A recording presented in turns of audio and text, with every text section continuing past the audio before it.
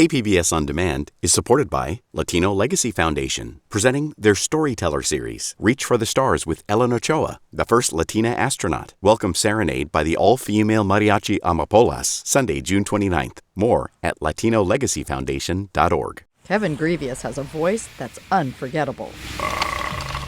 Nothing like a warm plasma bath to calm the nerves. It purrs with a bassy rumble that could register on the Richter scale. Funny.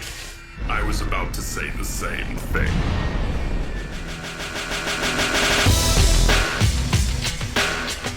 Welcome back to listener-supported KPBS Cinema Junkie. I'm Beth Accomando.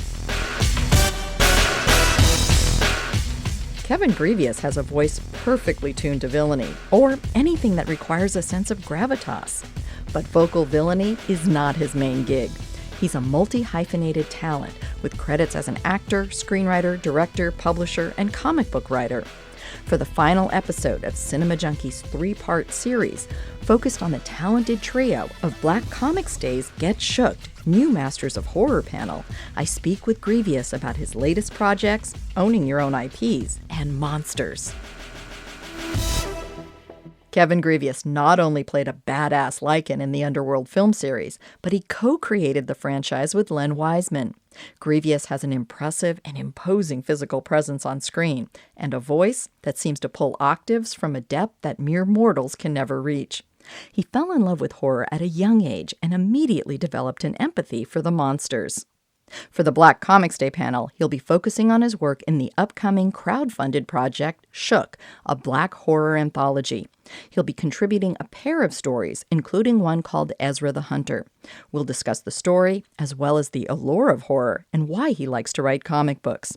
I need to take one quick break, so just sit back, relax, and get ready to enjoy my conversation with Kevin Grevioux. Listen, Black Beetle, you're totally outnumbered. Open those doors now, and we'll go easy on you. You will go easy on me.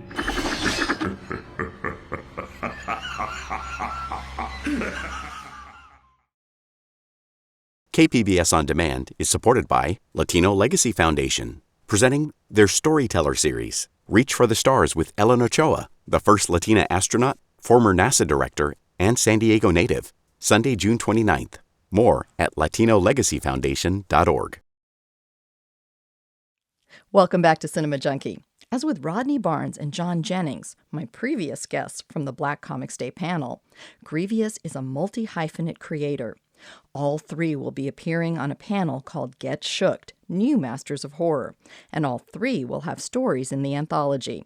I asked him about how he got involved with the project, which represents a collaboration between Bradley Golden and Marcus H. Roberts of Second Sight Publishing and Professor John Jennings of John Jennings Studio. Oh, yes. I met Bradley and Marcus at a convention about a year or two ago, and they broached me with the subject. And, I thought it was a good idea. And so, I decided to donate a story or two. That's how we began. And so what were the stories that you decided to write?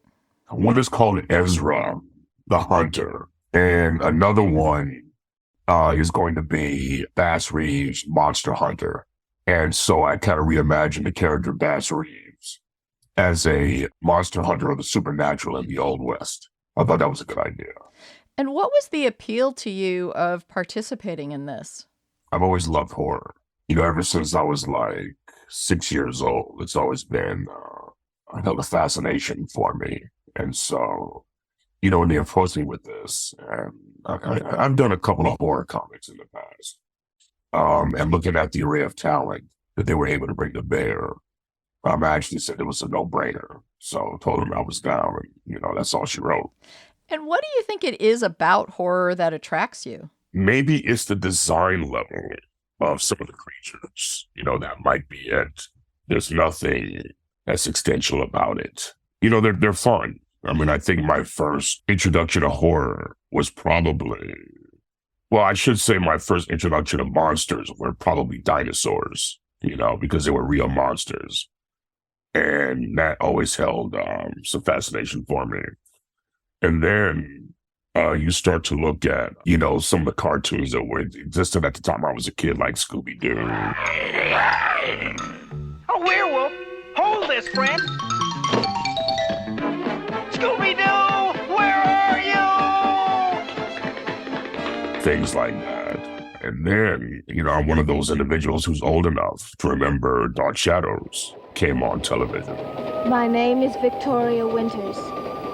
My journey is beginning. A journey that I hope will open the doors of life to me and link my past with my future.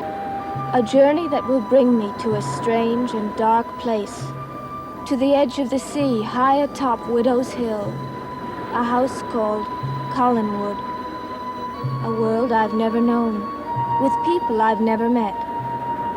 People who tonight are still only shadows in my mind, but who will soon fill the days and nights of my tomorrows. And so I was, as avid a watcher of that as I could be at a young age. But that was cool too. So, and then the monsters. Well, it's nice to know as we go through life, we can bring a little happiness to others. And you've worked in film and in multiple mediums. So what is it in particular about comics that appeals to you in terms of either the kinds of stories you can tell or the way that you can tell them? I think comics represent the ultimate form of storytelling because they're both visual and, they're prose oriented as well. Kind of mixture of, writing and visuals. And I think that, since your budget isn't as high, as in television or movies, you can really tell any story with an unlimited budget. And I think that, at least in the beginning, comic book writers were given a lot of latitude creatively. And so the sky was the limit in terms of creativity. And that's what I liked about it. And Shook is kind of riffing off of or inspired by the old EC comics. And was that something that you were reading at some point and inspired you in any way? My interest in the comic books wasn't all through my childhood. I think like most boys back then, by the time I was 10, I had some comics, you know what I'm saying? Maybe I could think of 10 stories, that I had, or 10 books or something like that. But I really didn't get into comic books until I was 12. And a buddy of mine, and we're still friends to this day, when we first moved into the neighborhood, as a gesture of friendship, he lent me an old EC reprint, And so when Bradley and Marcus started promoting Shook, I saw the trade dress and I said, okay, well, that's kind of an homage to EC Comics, which is pretty cool. And you have also started your own imprint, Astounding Studios and Dark Storm. Yes. What prompted you to do that, and why do you feel that's important? Nowadays, it's all about creating IPs and owning IPs and creating them under your own creative, umbrella. And so after my experiences with Underworld, my thing was, you need to have some ownership of these IPs. So you can do different things or various things with them. When I did my next film, I, Frankenstein. I was given life 200 years ago. I am like none other. You have strength and speed and stamina, far beyond that of any human. You could use those gifts in a war that you are already a part of. My thing was to base it off of a comic book that I did. And that way you maintain more ownership, the monies are better. I wrongly thought you would have more creative control, and that's not necessarily the case, but it did afford me that much more respect and establish myself as that much more of a creator in a different medium. And, it just allows you to expand the breadth of your creativity, your creative palette, your creative influence and footprint in the industry. Since then, it's like, film, television, comic books, animation, video games. I've kind of done it all. And that's the key. I think this is, success. So definitely creating your own IP or own IPs is a step towards that kind of, freedom and latitude. Well, you brought up Underworld, which seems to tap into exactly what you were talking about as a kid with this fascination with monsters. Yes. You got vampires and werewolves. So tell me a little bit about kind of what led you to that. One of my philosophies when it comes to creating is, what hasn't been done before or what hasn't been done well. And there had never been really a vampire versus werewolf movie. Who are you people? You're in the middle of a war that's been raging for the better part of 1,000 years. A blood feud between vampires and lichens. Werewolves.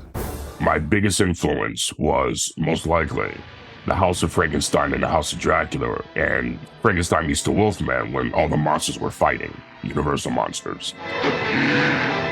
So my thing was, well, how can I translate that to a cool film? Basically use it as a metaphor for race relations, interracial dating, things like that. So that's how that came about. It worked out well. Well, and you even got a little Shakespeare in there too, right? Yes. And you've also worked with Marvel. And what is that experience like in terms of, you have your own imprint and you've worked with comics there, but working with a massive comic books publisher like Marvel, what was that experience like? I mean, it is what it is. I think everyone gets their 15 minutes with Marvel and you go there, you try to put your best foot forward within the parameters that they set before you. And it was fun. It was a bucket list item, that I was able to cross off, which was good. But now it's time to move on to greener pastures. And although I haven't heard it yet, I understand you voiced the Vault Keeper for an audiobook. You seem especially well suited to that. Yeah, that's what they tell me. Yeah, that was Vault of Horror. I did that probably, 2 or 3 years, pre-pandemic. And that was very fun, was able to come up with a voice that they liked. We were able to do that. Yeah. And, it seemed to have gotten a lot of decent responses, and I like that. And is voice work something that you enjoy doing? Yes, most definitely. It's not as easy to get at as people think. They think because you have a unique voice or what have you, that work's just going to be thrown at you. And that's not necessarily the case. Like a lot of these creative industries or mediums, they're very incestuous. So it can be difficult to get jobs even if you have the tools. And you're going to be at Black Comics Day. What is the importance to you about having a convention that focuses on Black comics? I think it's important to show the wide range of talents that we as a people have. It's not relegated to just sports or music. There are also other things as well in which we have made great strides. I think this show highlights that, which is always important. And your panel is, in addition to be specifically on Shook, it really is looking to horror. And I'm just wondering, do you feel there's something about horror that lends itself especially to dealing with maybe some of the real world issues that... Well, I think that, good horror, like good science fiction, can always be used as a metaphor for something else, something larger.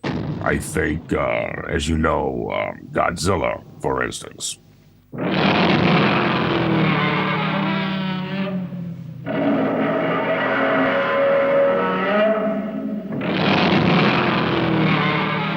Was a metaphor for the horrors that the Japanese had to deal with when it came to the dropping of the atomic bombs. So horror can be that as well, but it does not always have to be that way. You know what I'm saying?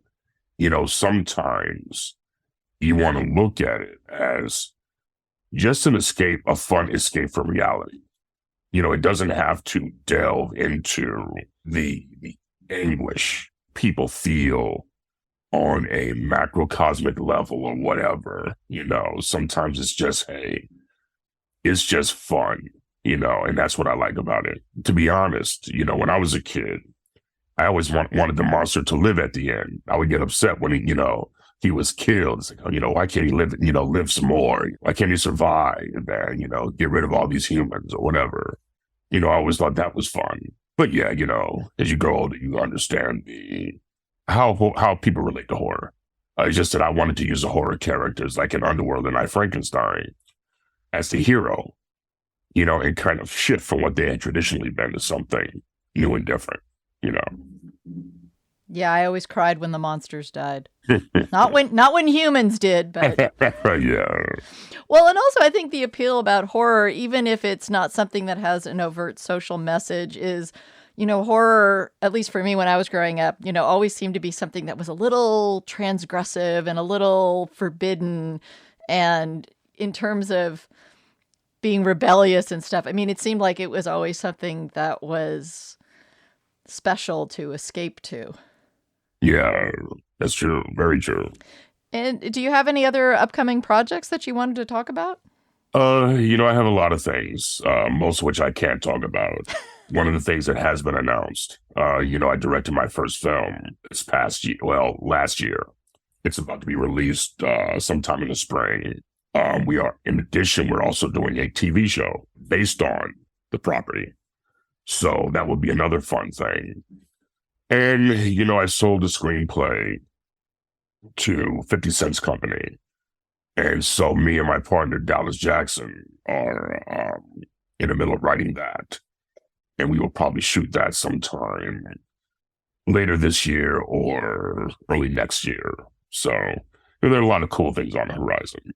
When you write a comic, what is the process of you working with whoever illustrates it? It's pretty straightforward. I'll ask for specific character designs of the characters, giving my little notes or whatever, and I write full scripts.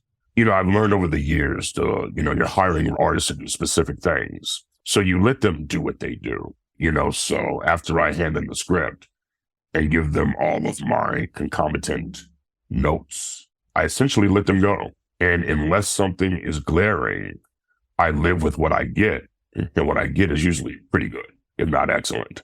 I try to make it as painless as possible. All right. Well, I want to thank you very much for talking about your work. Oh, why, thank you. Thank you for having me. That was Kevin Grevioux. His stories in Shook, a black horror anthology, will be out later this year. Also coming later this year, Grevioux will make his feature film directing debut with King of Killers. He will appear at Black Comics Day Sunday, February 12th for Get Shooked, New Masters of Horror. If you have not listened to the previous episodes with Grevious's co-panelists, I urge you to do so, because Rodney Barnes and John Jennings are brilliant black creators as well. That wraps up another edition of KPBS listener-supported Cinema Junkie. Remember to check out Cinema Junkie's archives, including a collection of podcasts highlighting black films and filmmakers over the past century. You can find videos and more podcasts at kpbs.org/cinemajunkie. If you enjoy the podcast, then please share it with a friend, because your recommendation is the best way to build an addicted audience. You can also help by leaving a review. Till our next Film Fix, I'm Beth Accomando, your resident Cinema Junkie. KPBS On Demand is supported by Latino Legacy Foundation, presenting their Storyteller series, Reach for the Stars with Ellen Ochoa, the first Latina astronaut, former NASA director, and San Diego native, Sunday, June 29th. More at latinolegacyfoundation.org.